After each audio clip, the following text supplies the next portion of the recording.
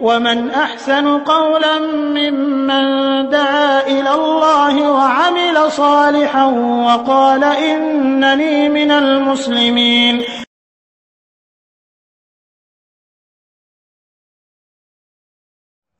আসসালামু আলাইকুম রহমতুল্লাহি ওয়া বারাকাতুহু।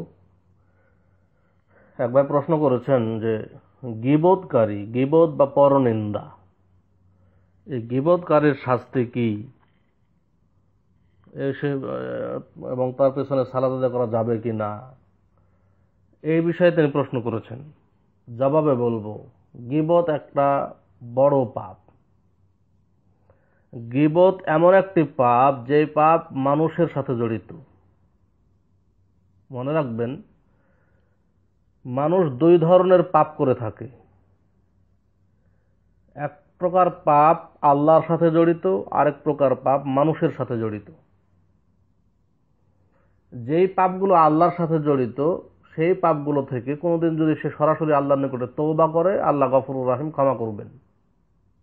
যেমন শিরিক, পৃথিবীতে সবচেয়ে বড় পাপ শিরিক। তারপরেও যদি শিরিক থেকে কেউ তওবা করে, তাহলে আল্লাহ তাআলা শিরকের পাপ ক্ষমা করে দেবেন, কারণ শিরিক হচ্ছে আল্লাহর সাথে জড়িত পাপ। কিন্তু এমন কিছু পাপ রয়েছে যেগুলো মানুষের সাথে জড়িত, সেই পাপগুলো আল্লাহ ক্ষমা করবেন না। আপনি যতই হজ করুন আর যতই তাহাজ্জুদ পড়ুন, এই পাপগুলো ক্ষমা হবে না। ক্ষমা হবে কখন? যার সাথে জড়িত সেই ব্যক্তি ক্ষমা করলে ক্ষমা হবে, সেই ব্যক্তি ক্ষমা না করলে ক্ষমা হবে না। তো এমনই একটি ভয়ঙ্কর পাপ হইল গীবাত। আপনি যতজনের গীবাত করেছেন, সব মানুষের থেকে ক্ষমা চাইতে হবে। তারা ক্ষমা করলে আপনার এই পাপ ক্ষমা হবে, অন্যথায় আপনি যতই তাহাজ্জুদ পড়ে কাঁদেন, আপনার পাপ ক্ষমা হবে না। এই জন্য গীবাত অত্যন্ত ভয়ঙ্কর পাপ, যেটা আপনি সরাসরি ভুল বুঝতে পেরে তওবা করলে ক্ষমা হবে না। যার সাথে জড়িত তার থেকেই ক্ষমা চাইতে হবে। এবং গীবাতকে অত্যন্ত নিকৃষ্ট পাপ বলে আল্লাহ তাআলা উল্লেখ করেছেন। আল্লাহ তাআলা বলছেন যে তোমরা গীবাত করো না। তোমরা কি তোমাদের নিজের মৃত ভাইয়ের গোশত খাওয়া পছন্দ করো? ফকারে তোমরা করো না। মৃত ভাইয়ের গোশত খাওয়া যেমন নিকৃষ্ট, নিজের মৃত ভাইয়ের যদি গোশত খাওয়া হয়, সেটা নিকৃষ্ট কাজ। অনুরূপ গীবাত করাটাও নিকৃষ্ট। আল্লাহ তাআলা অত্যন্ত নিকৃষ্ট পাপ হিসেবে উল্লেখ করেছেন গীবাতকে। আর এই গীবাতের পাপ তো ক্ষমা হবে না। পরকালে কিভাবে শাস্তি হবে দেখুন। যেগুলো পাপ মানুষের সাথে জড়িত, শুধু গীবাতই নয়, আরো যেগুলো মানুষের সাথে জড়িত যেগুলো, সেগুলো পাপ কিভাবে হবে? রাসূল সাল্লাল্লাহু আলাইহি ওয়াসাল্লাম বলছেন, একদা সাহাবায়ে কেরামকে বলছেন, উদ্দেশ্য করে বলছেন যে আতাদরুনা মাল মুফলিস, হে সাহাবীরা, তোমরা কি জানো সবচেয়ে অসহায়, দরিদ্র, নিঃস্ব ব্যক্তিকে? তখন সাহাবায়ে কেরাম বলছেন, আল মুফলিসু ফিনা মান লা দিরহাম লাহু ওয়ালা মাতা। আমাদের মধ্যে সবচেয়ে অসহায়, দরিদ্র, নিঃস্ব ব্যক্তি হচ্ছে সেই ব্যক্তি যার ধন সম্পদ নেই, সেই ব্যক্তি। রাসূলুল্লাহ সাল্লাল্লাহু আলাইহি ওয়াসাল্লাম বললেন, ইন্নাল মুফলিসা মিন উম্মতি মান ইয়াতি ইয়াউমাল কিয়ামাতি বিসসালাতিন ওয়া সিয়ামিন ওয়া যাকাতিন। আমার উম্মতের সবচাইতে অসহায়, দরিদ্র, নিঃস্ব ব্যক্তি হবে সেই যে ব্যক্তি নিয়মিত সালাত আদায় করেছে, সিয়াম পালন করেছে, যাকাত আদায় করেছে, প্রচুর পরিমাণে নেকি নিয়ে কিয়ামতের মাঠে উপস্থিত হয়েছে। যখন সে প্রচুর পরিমাণে নেকি নিয়ে কিয়ামতের মাঠে উপস্থিত হয়েছে, তখন কি হয়েছে? ওয়ায়াতি ক্বাদ শাতামা হাযা ওয়া কাযাফা হাযা ওয়া আকালা মাল হাযা ওয়া সাফাকা দামা হাযা ওয়া দারাবা হাযা। তখন অভিযোগ করছে এক ব্যক্তি এসে, হে আল্লাহ, দুনিয়াতে এই ব্যক্তি আমার গীবাত করেছে। আরেকজন এসে অভিযোগ করছে, হে আল্লাহ, দুনিয়াতে ব্যক্তি আমাকে গালি দিয়েছে। আরেকজন এসে অভিযোগ করছে, হে আল্লাহ, দুনিয়াতে ব্যক্তি আমার বিরুদ্ধে মিথ্যা অপবাদ দিয়েছে। আরেকজন এসে অভিযোগ করছে, হে আল্লাহ, দুনিয়াতে এই ব্যক্তি আমার সম্পদ অন্যায়ভাবে জোর করে ভক্ষণ করেছে। এইভাবে একের পর এক অভিযোগ করতে থাকবে। ফায়ু'তা হাযা মিন হাসানাতিহি ওয়া হাযা মিন হাসানাতিহি। আল্লাহ তাআলা তখন তাদের বিচার করবেন কিভাবে? যখন এসে একজন বলবে, হে আল্লাহ, দুনিয়াতে এই ব্যক্তি আমার গীবাত করেছে, তখন তার গীবাতের পরিমাণ নেকি, ওই ব্যক্তির যে প্রচুর নেকি আছে, ওই নেকি থেকে গীবাতের পরিমাণ নেকি নিয়ে ওই ব্যক্তিকে দিয়ে পরিশোধ করে দেবেন। আবার যখন আরেকজন এসে বলবে, হে আল্লাহ, দুনিয়াতে এই ব্যক্তি আমার গালি দিয়েছে, তখন আবারও ওই গালির পরিমাণ নেকি তার থেকে নিয়ে ওই ব্যক্তিকে দিয়ে পরিশোধ করে দিবেন।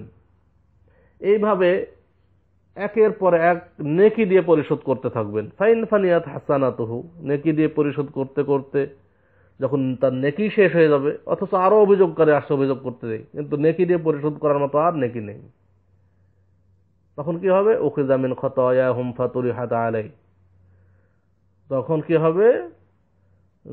যেহেতু নেকি দিয়ে পরিশোধ করার মতো আর নেকি নাই, সেহেতু যারা অভিযোগ করতে আছে তাদের অভিযোগ সমপরিমাণ পাপ তাদের থেকে নিয়ে ওই ব্যক্তির ঘাড়ে চাপিয়ে দেওয়া হবে। সুম্মা তুরিহা ফিন্নার, অতঃপর তাকে জাহান্নামে নিক্ষেপ করা হবে। দেখুন মানুষের সাথে জড়িত পাপ কত ভয়ঙ্কর।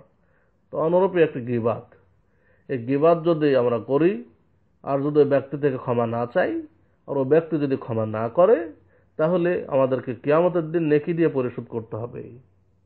নেকি না থাকলে যাদের গীবাত করেছি তাদের পাপ নিয়ে সে পাপের শাস্তি ভোগ করার জন্য আমাদেরকে জাহান্নামে যেতে হবে। তাই আসুন আমরা গীবাত থেকে বেঁচে থাকি এবং গীবাতের কথা শুনবেন না। কেউ যদি গীবাত করে আপনি তাদেরকে নিষেধ করবেন, তারা নিষেধ করা সত্ত্বেও যদি না শুনে চলে আসবেন সেখান থেকে।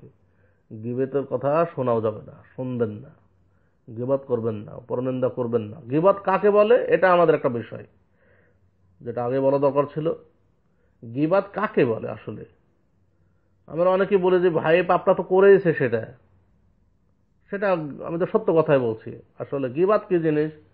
রাসূল সাল্লাল্লাহু আলাইহি ওয়াসাল্লাম সাহাবায়ে কেরামকে একদিন বলছেন যে আতাদরুনা মাল গীবা, হে সাহাবারা তোমরা কি জানো গীবাত কাকে বলে? সাহাবায়ে কেরাম বললেন আল্লাহু ওয়া রাসূলুহু আ'লাম, হে আল্লাহর রাসূল সাল্লাল্লাহু আলাইহি ওয়াসাল্লাম, আল্লাহ এবং তার রাসূলই ভালো জানেন গীবাত কাকে বলে, এটা আমরা জানি না। তখন রাসূলুল্লাহ সাল্লাল্লাহু আলাইহি ওয়াসাল্লাম বললেন যিকরুকা আখাকা বিমা ইয়াকরাহ, গীবাত হচ্ছে ওইটাই যেটা তোমার ভাই শুনলে, তুমি এমন একটা কথা বলেছো, তুমি তোমার ভাই সম্পর্কে তার অনুপস্থিতিতে এমন কিছু দোষ ত্রুটি বর্ণনা করেছো যা সে পরে শুনলে অপছন্দ করবে, যে আমার নামে কথা বলেছে, অপছন্দ করবে। এটাই হলো গীবাত।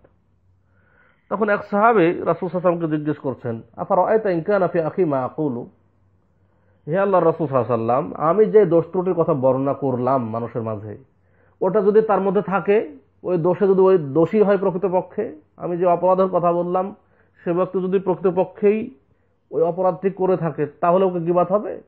অর্থাৎ এক ব্যক্তি চুরি করেছে, আমি মানুষের মাঝে বললাম যে অমুক ব্যক্তি চোর, চুরি করেছে। এক ব্যক্তি জেনা করেছে, ধরা পড়েছে, সে সত্য কথা, আমি বললাম যে অমুক ব্যক্তি জেনা করেছে, এটা কি গীবাত হবে? এটা তো সত্য কথা।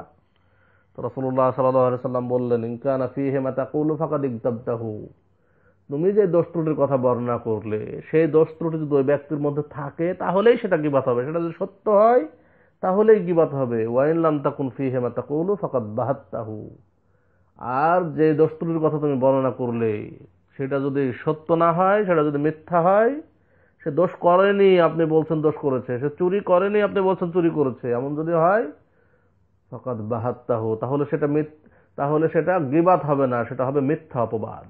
মিথ্যা অপবাদ, গীবাত এবং মিথ্যা অপবাদ দুটোই মানুষের সাথে জড়িত পাপ। অতএব মানুষের মাঝে মানুষের দোষ ত্রুটি বর্ণনা করবেন না, এটা ঠিক নয়, এটা ঠিক নয়, এটা অনেক ভয়ঙ্কর পাপ। আল্লাহ তাআলা আমাদের সেই পাপ থেকে বেঁচে থাকার তৌফিক দান করুন, আমিন। তবে এখানে আরেকটা শেষে বলেছেন যে এর পেছনে সালাত হবে কিনা। দেখুন, সালাতের ইমামতির ক্ষেত্রে সবসময় চেষ্টা করবেন পরহেজগার ভালো মানুষকে ইমামতি করানোর। তারপরে আপনি মসজিদে ঢুকে দেখছেন এরা ইমামতি করছে, এরা ফাসেক, যারা গীবাত করে এরা ফাসেক, এদের পিছনে সালাত হবে, এদের পিছনে আপনি সালাত আদায় করলে সালাত হবে। ফাসেকের পিছনে সালাত জায়েজ, ফাসেকের পিছনে সালাত জায়েজ। অতএব সালাত আদায় করলে আপনার সালাত হবে, মুক্তাদের সালাত হবে, এতে সমস্যা নেই। আশা করি এই প্রশ্ন উত্তর বুঝতে পেরেছেন। আসসালামু আলাইকুম ওয়া রাহমাতুল্লাহি ওয়া বারাকাতুহু।